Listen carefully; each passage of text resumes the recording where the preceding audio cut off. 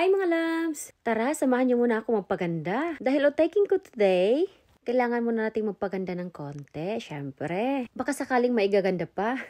Pero actually mga loves, ikwento ko na din. Bali second ceremony ko today. Ang first taking ko was virtual or online ceremony. Nag-emergency holiday kasi kami mga loves. Kaya lahat na pa-rush. Pati yung taking ko. Kaya para makakuha ko ng passport, pinag-virtual ceremony ako. Buti na lang na-sked agad. Kaya nagkaroon ako ng online ceremony. And then kinabukasan noon, nag-file agad ako ng passport ko para makauwi kami ng Pinas soonest. Medyo hindi kasi okay ang health ng papa namin, kaya nag-emergency leave kami. Anyway mga loves, lucky at pagbalik namin ng Australia, may email ako natanggap. At yun na nga, inaalaw nila akong umattend ng ceremony. Kaya sobrang happy ko mga loves.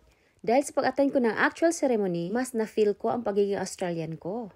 Kaya ito mga loves, nag-out na ako dito. Kasama ko din palang mag-taking ang aking sister-in-law at ang aking brother-in-law. Iilan lang pala kaming tumayo dyan dahil yung iba is undergrad, yung iba naman ay hindi.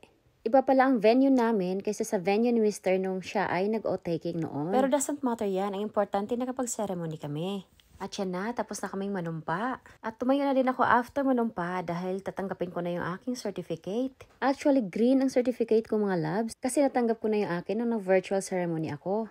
Bali, dalawa na ang certificate ko. Ang isa ay OC certificate at ang isa naman ay Commonwealth certificate kung hindi ako nagkamali. Nakakuha na kasi ako ng certificate ko mga loves nung nag-virtual ceremony ako. At yan, binigyan na rin kami additional flags for my family. Ang aking tatlong Australians na napaka-supportive. Ngayon naman, pakinggan natin ang Australian National Anthem. Australians, all let us rejoice, for we are one and free. With golden swords and wealth for toil, our home is girt by sea. Our land of bounty, nature sees, our beauty rich and rare. In history's space, let every stage advance Australia fair. In joyful strains and let us sing, advance Australia fair.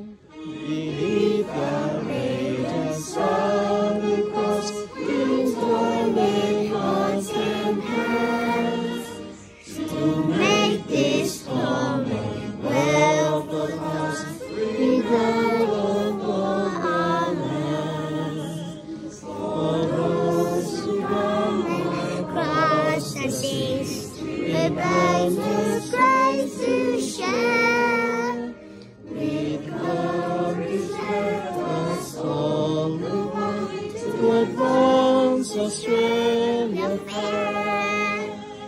In joyful strains and let us sing, advance Australia fair.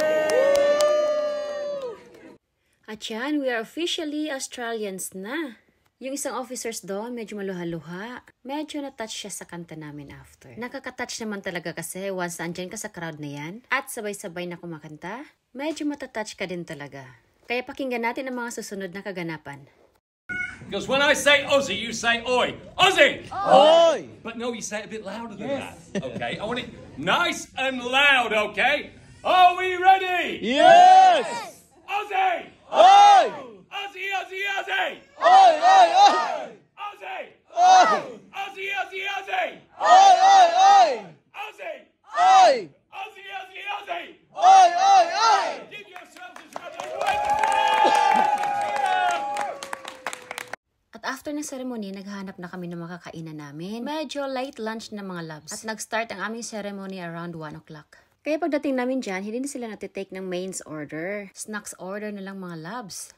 Pero dahil iba ang kinikrave ng tiyan namin, kaya lumipat kami ng ibang venue.